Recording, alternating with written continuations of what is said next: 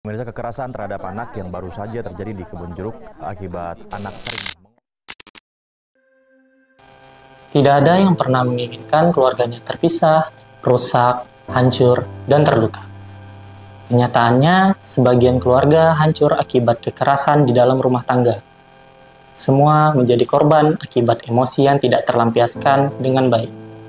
Dari tahun 2019 sampai tahun 2003, itu di tahun 2019 akhir kita kan baru pertama kali menerima mandat sebagai koordinator wilayah, panjangan dari Koordinator Nasional Jakarta.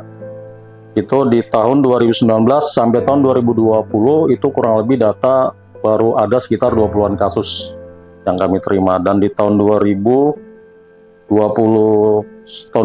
sampai tahun 2021 itu juga kurang lebih kenaikan data yang bisa kami dampingi selama ini itu kurang lebih ada 30-an kasus.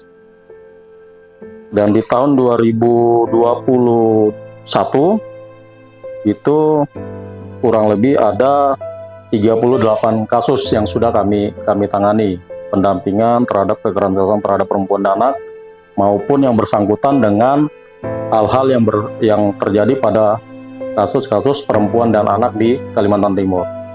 Dan di tahun 2022 itu kurang lebih ada peningkatan kasus yang cukup naik, itu sekitar 50-an satu kasus seperti itu. Dan di tahun 2023 ini per tanggal 15 November sampai saat ini kami sudah melakukan pendampingan kasus itu sebanyak kurang lebih 38 kasus. Dasarnya apa? Saya rasa semuanya udah pasti tahu. Dengan lahirnya Undang-Undang 23 tahun 2002 itu merupakan cikal bakal perlindungan bagi seluruh anak yang ada di Indonesia, tidak terkecuali kemudian yang ada di Kalimantan Timur. Nah, ini menjadi cikal bakal perlindungan anak bagi seluruh anak yang ada di Indonesia. Namun kemudian pemerintah daerah selalu melakukan terobosan-terobosan untuk kemudian membuat regulasi yang mana menjadi acuan dari Undang-Undang 23 tadi itu tahun 2002. Nah, ini yang menjadi acuan bagi seluruh pemerintah daerah. Bahkan kayak di Samarinda paling terkecilnya saja itu udah beberapa peraturan daerah yang dibuat untuk kemudian mencari solusi yang tepat dan konkret untuk menangani persoalan anak. Mulai dari kemudian penanganan anjalnya, terus kemudian gepeng, pengemis, dan lain-lain sebagainya. Nah, ini kemudian TRC PPA juga dalam bekerja itu pasti mengikuti semua peraturan yang ada. Baik menyikapi terkait dengan banyaknya atau maraknya kemudian kasus-kasus yang timbul di Kalimantan Timur. Apakah kemudian hukum yang sudah dibentuk atau yang dibuat oleh baik itu DPR maupun pemerintah sudah cukup untuk kemudian bisa memberikan efek jerah bagi para pelaku? Dan kenapa kemudian ini terus terjadi, bahkan cenderung meningkat dari tahun ke tahun terkait dengan persoalan anak? Lagi-lagi perlu kami sampaikan, masyarakat kalangan bawah itu tidak mengetahui secara persis adanya atau lahirnya kemudian Undang-Undang Perlindungan Terhadap Anak. Dan kami berharap kemudian baik pemerintah, DPR, ataupun instansi manapun punya kewajiban yang sama untuk mensosialisasikan terkait dengan undang-undang tersebut, agar masyarakat dalam hal ini kalangan akar rumput bisa mengetahui bahwasanya tindakan yang kita lakukan seperti ini akan berakibat hukum, akan ada ganjaran atau kemudian sanksi yang kita peroleh. Nah, ini yang paling terpenting harus kita sampaikan kepada masyarakat umum secara luas. Saya Rina Jainon, saya saat ini dari tahun 2019 dipercaya menjadi Ketua Wilayah Tim Reaksi Cepat Perlindungan Perempuan dan Anak Kalimantan Timur. Jadi Tim Reaksi Cepat Perlindungan Perempuan dan Anak Kaltim ini dulunya adalah TRCPA. TRCPA itu Tim Reaksi Cepat Perlindungan Anak. Tapi seiring waktu dalam penanganan kasus yang kami tangani, ternyata pada saat kami melakukan pendampingan terhadap anak, di situ juga ada perempuan yang bermasalah. Jadi anaknya kita bantu, ibunya juga kita bantu, hingga akhirnya beberapa kasus yang kita tangani juga melibatkan perempuan, hingga kita melakukan pelaporan ke nasional. Di tahun 2020 Akhirnya SK Kemenhumkamnya diubah lagi menjadi Tim Reaksi Cepat Perlindungan Perempuan dan Anak. Nah, akhirnya itu kami memberikan pengetahuan kepada perempuan, anak, juga kepada bapak-bapak bahwasanya apa sih itu yang namanya KDRT. KDRT itu juga bukan mutlak terjadi hanya kepada perempuan, tapi juga bisa terjadi kepada laki-laki. Nah, banyak hal yang tidak disadari. Seringkali dalam pemahaman masyarakat itu KDRT itu hanya terjadi pada perempuan saja, tidak. Laki-laki juga banyak mengalami KDRT walaupun itu secara verbal. Nah, di situ juga kita memberikan pemahaman kepada adik-adik kita bahwasanya tentang edukasi seks secara dini, bagian tubuh mana saja yang tidak boleh disentuh oleh orang-orang yang bernama laki-laki, baik itu kakaknya, omnya, bapaknya, kakeknya, apalagi dengan orang di luar lingkup keluarga. Nah, jadi di harapan saya kedepannya dari kasus-kasus yang kami tangani saat ini, baik itu kekerasan seksual terhadap anak, kemudian KDRT, ini seringkali menimpa memang kepada warga masyarakat yang tidak menikah secara resmi atau mereka hanya menikah siri. Ini beberapa kasus yang kami tangani, jarang sekali terjadi kepada perempuan-perempuan yang menikah secara resmi. Nah, ini besar harapan saya kepada perempuan untuk bisa lebih bijak lagi pada saat diajak menikah ya. Diajak menikah jangan mau atas nama cinta nih, karena seringkali memang perempuan itu kalau sudah menggunakan hati, apapun yang mereka alami itu mereka tidak peduli. Tapi pada saat menggunakan logika, sekali saja mereka tersakiti, mereka akan pergi. Ingin sekali dari TRC PPA agar masyarakat Kaltim ini semuanya terjaga keselamatannya, terjaga kesejahteraannya, dan juga seringkali kami memberikan pelatihan kepada korban-korban KDRT itu bekerja sama dengan BLK Samarinda atau sekarang namanya itu BPPP. Nah, di situ para korban-korban itu diberikanlah pelatihan menjahit, membuat kue, pelatihan listrik terhadap anak-anak korban yang tidak bisa melanjutkan sekolah kembali. Nah, kami berharapnya sih dari pemerintah ada nih bantuan beasiswa bagi anak-anak korban KDRT atau anak-anak korban kekerasan yang seringkali akhirnya harus putus sekolah. Karena apa? Akibat KDRT kemudian terjadi perceraian, para ibu ini tidak lagi mendapatkan nafkah, kemudian juga mereka tidak mempunyai keahlian, hingga akhirnya anaknya pun kadang terabaikan. Nah, ini kami berharap kepada pemerintah, semoga saja ada bantuan-bantuan tersebut untuk masyarakat ini. Seringkali kita diam apabila terjadi kekerasan dalam rumah tangga kita. Waktu yang berjalan seringkali menjadikan kekerasan terjadi berulang-ulang kali. Keberanian untuk mengungkapkan segalanya butuh dilakukan secara cepat agar mencegah kekerasan terjadi kembali. Menyelamatkan fisik dan psikis anak adalah kebutuhan pertama yang harus kita jaga.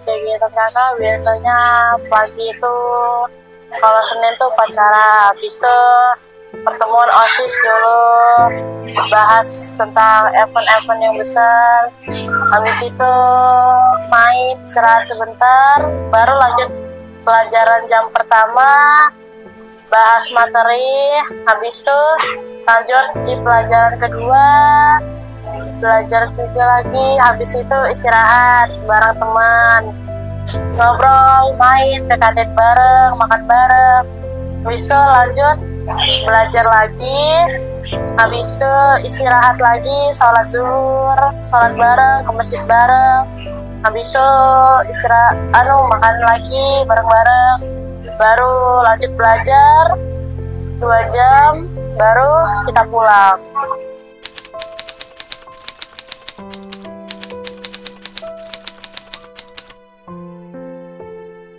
Kalau Senin biasanya pagi itu upacara. Kalau selesai upacara biasanya mungkin mulai pelajaran tahfiz. Habis pelajaran tahfiz langsung mulai pelajaran pertama. baru di situ istirahat tuh, mungkin kadang di kelas kadang ke kantin. Habis istirahat mulai lagi pelajaran, belajar lagi, baru habis itu catering makan siang. Habis itu istirahat ke kantin, terus habis itu belajar lagi, baru sholat asar.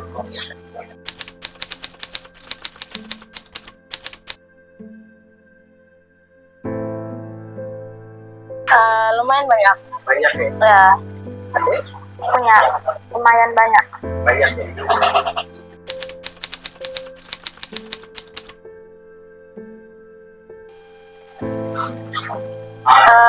yang kakak inginkan tuh yang paling utama tuh bisa sama-sama lagi sama mama. Terus sama kayak kakak pengen sama-sama sama mama juga.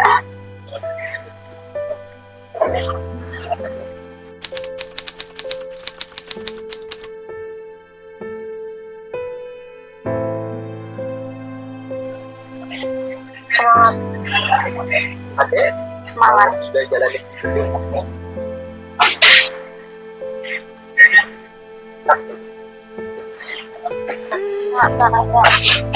Ya, Allah sebagai penuh sampai saya.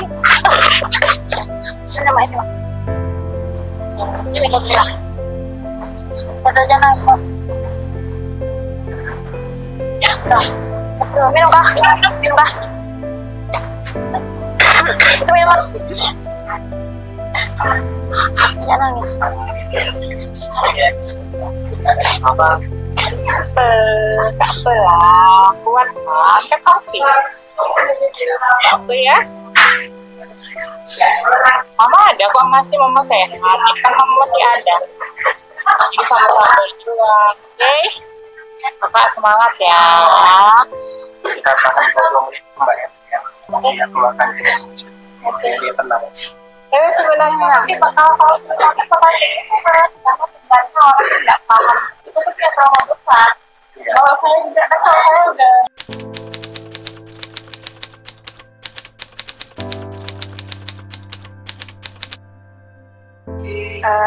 kakak pengen bicara tetap semangat, jangan pantang menyerah, berdoa terus kepada Allah.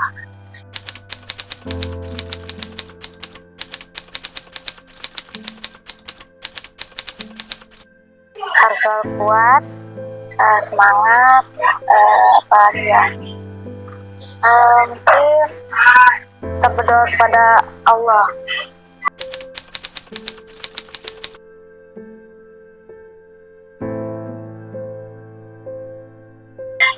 Kalau saya pribadi sekarang, pemikiran saya, jangan biarkan orang lain melakukan semena-mena dengan kita. Yang pertama, kalau misalnya dia sekali, 2 kali kita maafkan, namun kalau sudah terlalu sering, kayak terlalu sering melayangkan KDRT kepada kita, kalau apa yang merasa kita itu udah nyaman, kayak KDRT itu kan kayak kita dipukul, kita membiarkan orang menyakiti hati terus menerus, itu nggak bagus juga ternyata. Jadi kalau misalnya sudah menurut kita itu sangat menyakitkan buat kita, ya nggak usah kayak takut kehilangan orang ini cuma karena itu. Kita harus mikir kayak kita itu ada anak. Kalau misalnya udah punya anak ya, tapi kita diperlakukan kayak gitu, efeknya juga pasti ke anak. Apalagi kalau misalnya belum punya anak nih, lebih baik kita menghindar dari orang seperti itu. Karena sekali orang itu menyakiti kita, 2 kali menyakiti kita, dia itu nggak akan berhenti, Mas. Dia akan berhenti, saya bilang nggak akan berhenti. Karena kayak mungkin dipikirnya kita ini, paling dimaafin, nggak apa-apa itu, paling dimaafin habis ini gitu. Jadi kita seumur hidup kali gitu kan, gitu lah. Hanya kita yang bisa keluar dari zona itu, hanya kita diri kita sendiri. Kalau kita bisa ngomong, selesai. Tapi kalau misalnya kita kayak maafin terus atau apa, itu nggak akan berhenti. Kita bahkan kayak gitu terus kita karena ternyata kalau misalnya wataknya sudah seperti itu, susah diubah. Kecuali dia mau berobat. Kalau saya bilang harus berobat sih. Karena kalau misalnya untuk menyakiti orang lain nih, apalagi orang lain yang kontribusi di kehidupan kita ini benar-benar banyak ya. Seorang istri, kayak yang tiap hari ngurusin si suami, termasuk pun kita itu kalau dibilang pakaian untuk suami ya mas, harusnya kita dilindungin, harusnya kita istilahnya diberikan yang terbaik, tapi diperlakukan seperti itu tuh kayak sudah cukup gitu nah. Jadi kalau misalnya yang untuk perempuan di sana, kalau memang dari awal pernikahan nih menemukan kejanggalan seperti itu, saya bilang untuk stop. Karena saya sudah 11 tahun menunggu hidayah nggak datang. Makin parah dan efeknya ke anak. Yang kasihan anak. Seperti itu.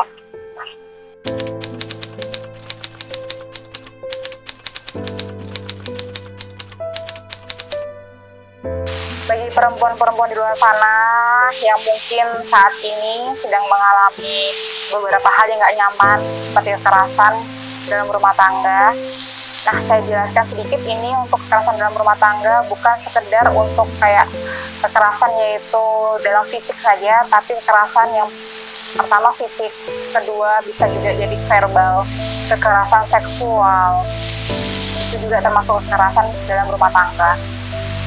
Kita perempuan yang sudah menjadi istri pernah menjadi seorang anak. Ada orang tua yang pernah berjuang membesarkan kita, menyekolahkan kita, membuat kita menjadi seseorang yang punya pendidikan, punya ilmu. Dan ketika menikah, kita ternyata di tempat yang salah. Kenapa saya bilang di tempat yang salah? Yaitu kita yang seharusnya diperlakukan baik. Adapun kita punya salah, kita seharusnya diperingatkan dengan cara yang baik tanpa harus mengalami kekerasan tersebut.